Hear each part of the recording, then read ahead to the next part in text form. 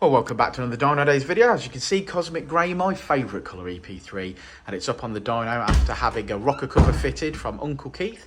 So let's go and have a look at that, and then we'll start tuning.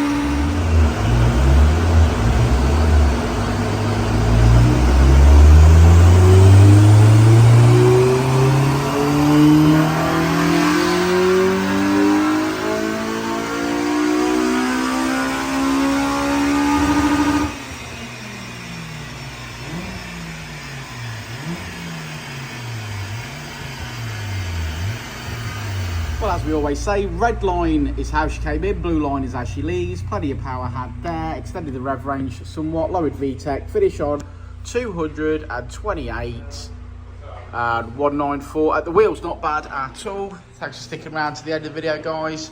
Like and subscribe and all that jazz. I think he's going out on test drive, and we'll see you on the next one. I said it before and I'll say it again. Life moves pretty fast.